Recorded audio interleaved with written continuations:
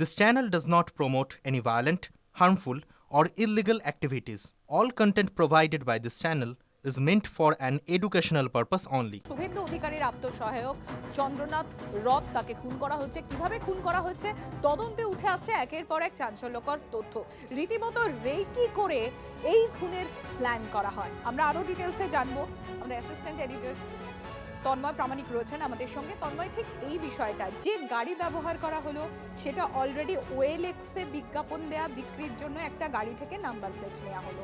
যে কোথায় সিসিটিভির নজরদারি কম, কোথায় একটা ব্লাইন্ড স্পট বা ব্ল্যাঙ্ক স্পট, সেটাকে রেকি করে চুজ করা হলো। এবং তার আগে প্রচণ্ড বৃষ্টি হয়েছে, খুব স্বাভাবিকভাবেই সেখানে লোকজনও কম ছিল। এটা কি অনেক দিন থেকেই তাহলে এটা স্টেপ বাই স্টেপ এই প্ল্যান করেই তারপর সেটাকে এক্সিকিউট করা হয়েছে? দেখো, নিখুঁত পরিকল্পনা এটা একদম সাদা চোখেই দেখা যাচ্ছে, কারণ এই পরিকল্পনা একদিনে নয়, দুদিনে নয়, 7 দিনে নয়। নিখুঁত পরিকল্পনা এই কারণে ইঞ্জিনের চেসিস নাম্বার তুলে দেওয়া, ইঞ্জিনের আরেকটি আইডি নাম্বার থাকে সেটাকে নষ্ট করে দেওয়া, প্লাস গাড়ির নাম্বারটাকে একটা জায়গা থেকে হাইজ্যাক করা, সেই নাম্বারটাকে বসানো, সেই নাম্বার যে গাড়ির মডেলের সেই মডেলের গাড়ি খুঁজে বের করা, পুরোনো গাড়ি, এবং সেই গাড়ির রংটাকেও একইভাবে করা, অর্থাৎ কোনো দিক দিয়ে তুমি ধরতে পারবে না। 1, 2, যে পদ্ধতিতে করা হয়েছে, 2টি বাইক, একটি গাড়ি, সেটাও সেই চেনা ছক একেবারে। এবং এখানে অন্যান্য মার্ডার, যেমন আমরা দেখেছিলাম দুর্গাপুরের তৃণমূল নেতা কয়লা ব্যবসায়ী ছিলেন, তিনি শক্তি করে খুন হয়েছিলেন, ঠিক এইভাবেই সুপারি কিলার দিয়ে তাকে খুন করা হয়েছিল। সেই সময় কিন্তু যা ধরা পড়েছিল তার থেকে এটা আরও বেশি অনেক নিখুঁত। তার কারণ অনেকগুলো বিষয় উঠে আসছে। একটানা লাগাতার যেটা অভিযোগ উঠছে, বিশেষ করে বিজেপির তরফে বারবার অভিযোগ করা হচ্ছে, আজকেও নেতারা অভিযোগ করেছেন যে একটানা তৃণমূলের দিক থেকে উস্কানি ছিল, 4 তারিখে দেখে নেবার হুমকি ছিল। সেই হুমকির কি ফলশ্রুতি, এই প্রশ্ন তুলছেন বিজেপি নেতৃত্ব। একাধিক নেতা সেই অভিযোগ করেছেন। রাজ্যে যখন পালাবদল ঘটছে তখন কিন্তু বারবার অভিযোগ উঠছে যে এখানে নির্বাচন কমিশন, যদিও আজকে থেকে তাদের এমসিসি শেষ হয়ে গিয়েছে, সেখানে তারা প্রশ্ন করছে আর তো মমতা সরকার নেই, তাহলে আইন শৃঙ্খলা কাদের হাতে, তারা কি কেন আইন শৃঙ্খলা মেনটেন করতে পারছে না। আর ঠিক কয়েক ঘন্টা পরে, বলা চলে শনিবার দিন যখন শপথ গ্রহণ অনুষ্ঠান হবে, সেখানে দেশের শীর্ষ নেতৃত্ব বিজেপি থাকছে, প্রধানমন্ত্রী থাকার কথা, অমিত শাহের থাকার কথা, এই রকম একটা হাই ভোল্টেজ অনুষ্ঠানের ঠিক আগে সেখানে আমরা বিরোধী দলনেতাকে ভাবি মুখ্যমন্ত্রী বলি, তার আত্মসহায়ক বা তার সহযোগী, যিনি তার সব কিছু জানেন, তাকে খুন করে দেওয়া হচ্ছে। মানে কোথাও কি শুভেন্দু অধিকারীকে ব্যতিব্যস্ত করার জন্য, তাকে বিপদে ফেলার জন্য, তাকে বার্তা দেওয়ার জন্য এই খুন?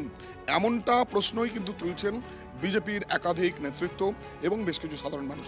ফলে এই রাজ্যে পালাবদল, রাজনৈতিক একটা পালাবদল, এবং নতুন সরকারের মুখে যখন এই খুনটা কিন্তু রাজনৈতিক মাত্রা পেয়ে গিয়েছে।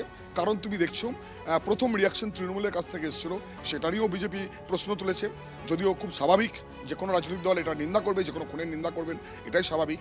কিন্তু রাজনৈতিক রং চড়ে গিয়েছে এবং বলা চলে সেই উত্তেজনার পারদ কিন্তু চচ্চর করে বাড়ছে। কারণ সেই ভাবি মুখ্যমন্ত্রী শুভেন্দু এবং তার সবচেয়ে যিনি ঘনিষ্ঠ সহযোগী, যিনি শুভেন্দুর সব কিছু জানেন, এমনটাই অন্তত চন্দ্র ঘনিষ্ঠ মহল থেকে বলা হচ্ছে, বিজেপির ঘনিষ্ঠ মহল থেকে বলা হচ্ছে। ফলে এই খুন নিয়ে কিন্তু জলঘোলা আরও বেশি হবে, এবং তদন্ত করে সেই তদন্ত রিপোর্ট যখন বেরিয়ে আসবে তখন আরও স্পষ্ট হবে।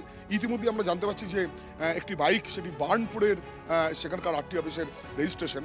ফলে কোন কোন চক্র জড়িয়ে রয়েছে, কোথা থেকে গাড়ি আনা হয়েছিল, ওএলএক্স থেকে কীভাবে নাম্বার তোলা হয়েছিল, একটা বড় র্যাকেট এখানে কাজ করেছে এবং নিখুঁত পরিকল্পনা কাজ করেছে। ফলে রাজনৈতিক উথাল পাতাল হওয়ার যে সম্ভাবনা এই রাজ্যে রয়েছে, এই খুন সেটাকে আরও ত্বরান্বিত করতে পারে, এমন নানান রকম আশঙ্কা এবং বলা চলে ভবিষ্যৎবাণী অনেকেই করছেন। কিন্তু এখন দেখার প্রশাসন কতটা এটাকে নিয়ন্ত্রণ করতে পারে এবং কত দ্রুত এই খুনের সুরাহা করতে পারে। সব মিলিয়ে এই খুন কিন্তু এই রাজ্যের বলা চলে স্বাধীন ভারতের পর পশ্চিমবঙ্গে 1951 সাল থেকে যত নির্বাচন হয়েছে সবচেয়ে গুরুত্বপূর্ণ ঘটনা হয়ে উঠছে ঠিক সরকার গঠন, সরকার শপথ নেওয়ার আগে।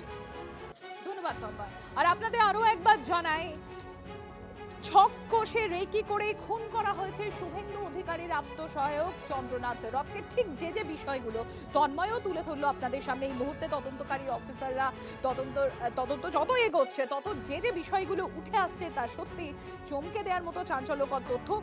আবাসনের উল্টো দিকের গলি থেকে সেখানে এসেই চন্দ্রনাথের রথের পথ আটকায় সেই সাদা গাড়ি, যে গাড়ি কিনা ওএলএক্স থেকে দেখেই যার নাম্বার প্লেট তোলা হয়েছিল। এবং তারপর যখন শুট করা হয়, তারপর বাইকে করে পালায় দুষ্কৃতীরা, এমনকি যে বাইকে করে পালিয়েছিল সেই বাইকেরও নাম্বার ছিল ভুল নাম্বার।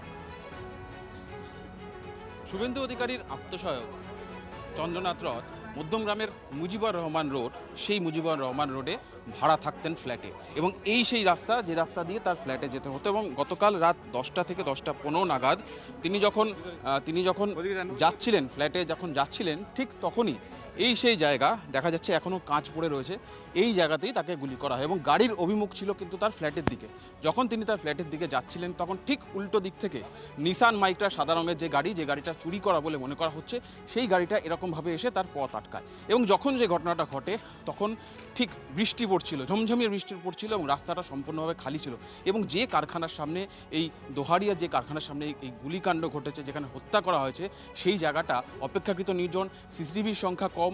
সুতরাং সেইখান থেকে পুলিশ মনে করছে যে এই নির্জনতা, সিসিটিভি কম এবং সরু গলির রাস্তা, এটাকেই ব্যবহার করেছে আততায়ীরা। এবং সেই কারণে দীর্ঘদিন ধরে তারা এই গতিপথটাকে ফলো করছিল। কলকাতা থাকার মধ্যে সে তাকে অ্যাটাক করেনি, তার কারণ সিসিটিভি রয়েছে, পুলিশ রয়েছে। তাকে সেখান থেকে, সেই জায়গা থেকে যদি তার উপর অ্যাটাক করা হতো তাহলে আততায়ীরা তৎক্ষণাৎ ধরা পড়ে যাওয়ার সম্ভাবনা ছিল। এই জায়গাতে তাকে হত্যা করার পর আমি আরও একবার ছবিটা দেখাতে বলবো আমার সহকর্মী সমরকে।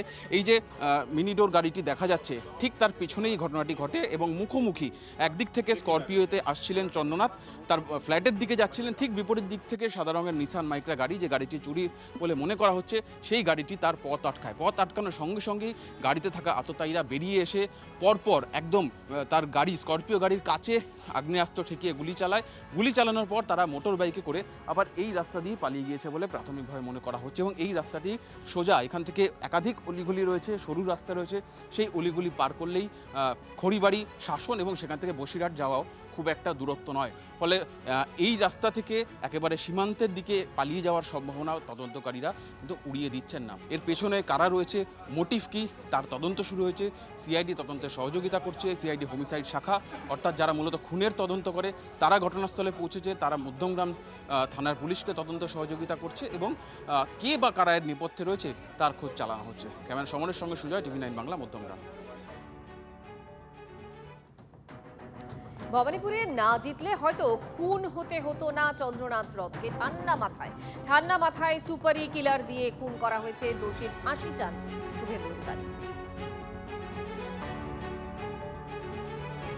আমাকে ডিজিপি সাহেব জানিয়েছেন তারা অনেক দূর এগিয়ে গেছেন, তারা সিটও বানিয়েছেন। আর ব্যবহৃত মোটরসাইকেলটা 4 কিলোমিটার দূর থেকে উদ্ধার হয়েছে। চন্দ্রকান্তের কোনো ক্রিমিনাল ব্যাকগ্রাউন্ড নেই, সরাসরি রাজনৈতিক কোনো পরিচয় নেই, কোনোদিন মঞ্চে উঠে বক্তৃতা করে কাউকে আক্রমণ করেছে তার কোনো উদাহরণ নেই। শিক্ষিত এক্স সার্ভিসম্যানকে খুন করা হলো কেবলমাত্র বিজেপির শুভেন্দু অধিকারীর সহায়ক বলে, আর শুভেন্দু অধিকারী ভবানীপুরে মমতা ব্যানার্জিকে হারিয়েছে বলে।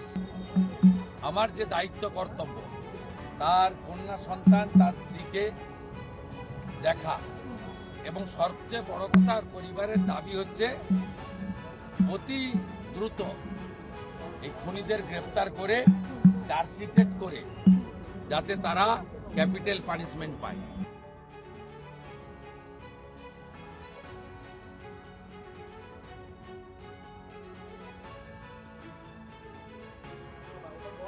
চন্দ্রনাথ রথের এই নৃশংস হত্যা এবং তার পরেই শুভেন্দু অধিকারী ঘনিষ্ঠদের নিরাপত্তা বাড়ানো হলো। ইতিমধ্যেই যেটা জানা যাচ্ছে, শুভেন্দু ঘনিষ্ঠ বৃত্তে যারা ছিলেন সেই বিজেপি নেতা কর্মীদের নিরাপত্তার ব্যবস্থা, বিজেপি নেতা কর্মীরা একা না ঘুরতে পরামর্শ পুলিশের তরফে।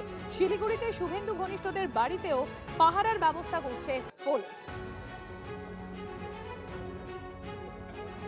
সকাল 8টা 10 নাগাদ আমার কাছে পুলিশের ফোন আসে এবং আমাকে জিজ্ঞাসা করা হয় কোথায় আছি। আমি বললাম বাড়িতেই আছি। তো বলছে একটু বাড়ির দিকে বেশি থাকতে, একা ঘুরতে না, এবং পুলিশের কোনো সহযোগিতা লাগবে নাকি, বাড়ির সামনে কাউকে বাঁচাতে হবে কি না। তা আমি বলছি না, কাউকে লাগবে না। তা আমাকে সাবধানে থাকতে বলেছে যতক্ষণ না সরকার গঠন হয় আর যতক্ষণ না আততায়ীর ধরা পড়ে। থ্রেট পারসেপশনের কথা পুলিশ বলছে, একটু সাবধানে থাকতে বলেছে আমাকে, এবং একা ঘুরতে বারণ করেছে, এবং পুলিশের কোনো সহযোগিতা লাগবে কিনা জিজ্ঞাসা করেছে। আপনারা কি নিরাপত্তা দিচ্ছেন? আমি একদম নিচ্ছি না। মানুষ আমার সাথে আছে, আমি মানুষকে ভালোবাসি, মানুষ আমাকে ভালোবাসে। বলছে আমাকে কিছু কিছু গাইডলাইন্স দিয়েছে, যে যেরকম গাড়ির পেছন সিটে বসতে, এবং বাইরে কোনো, যতদিন আমাদের নতুন গভর্নমেন্টটা শপথ নিচ্ছে ততদিন কোনো র্যালি ট্যালি অ্যাটেন্ড না করতে বলছে এবং মুভমেন্ট একটু রেস্ট্রিক্টেড করতে বলছে, গেলে একটু জানিয়ে ওদের বলছে। রাতে তো পুলিশ পহরাও ছিল বাড়িতে। হ্যাঁ, আমি ওদের পাঠিয়ে দিয়েছি, এটা আমার। পুলিশ এবং কি কেন্দ্রীয় বাহিনীও ছিল? হ্যাঁ, কেন্দ্রীয় বাহিনী ছিল। রাতভর ছিল? হ্যাঁ, রাতভর ছিল। তো নিরাপত্তা কি তাহলে নিচ্ছেন না? না না, আমাদের এখানে আমাদের এমএলএরা কোনো কেউ নেয় না, তো আমি কেন নেব? আমি একটা ক্ষুদ্র কার্যকর্তা, আমি কেন নেব? এখানে কোনো থ্রেট পারসেপশন আমি নিজের জন্য মনে করি না। আমি শুভেন্দু অধিকারীর আত্মসহায়ক খুনের পর এবার রাজ্য জুড়ে শুভেন্দু ঘনিষ্ঠ যে সমস্ত নেতৃত্ব আছেন তাদের উপর কড়া নজর রাখছে পুলিশ এবং প্রশাসন। পুলিশের দাবি, থ্রেট পারসেপশন আছে এমন ব্যক্তিদের চিহ্নিত করেই তাদের নিরাপত্তায় একগুচ্ছ পদক্ষেপ করা হচ্ছে। অন্তত যতক্ষণ না নতুন সরকার গঠন হচ্ছে ততক্ষণ তাদেরকেও ফোন করে একা চলাচল না করা, প্রয়োজনে সঙ্গে পুলিশ রাখার কথা বলা হচ্ছে। রাতে এই নেতৃত্বরা যে এলাকায় থাকেন সেই এলাকায় বিশেষ নজরদারি করা হচ্ছে। দিনেও কেন্দ্রীয় বাহিনী নিয়ে ওই এলাকাগুলোতে টহল দিচ্ছে পুলিশ।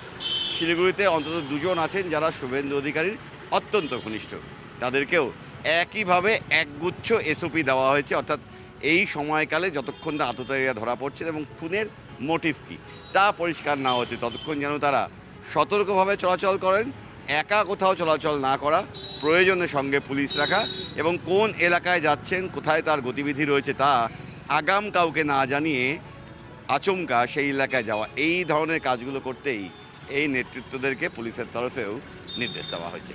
ক্যামেরা দীপায়নের সঙ্গে প্রসেনজিৎ, TV9 বাংলা, শিলিগুড়ি।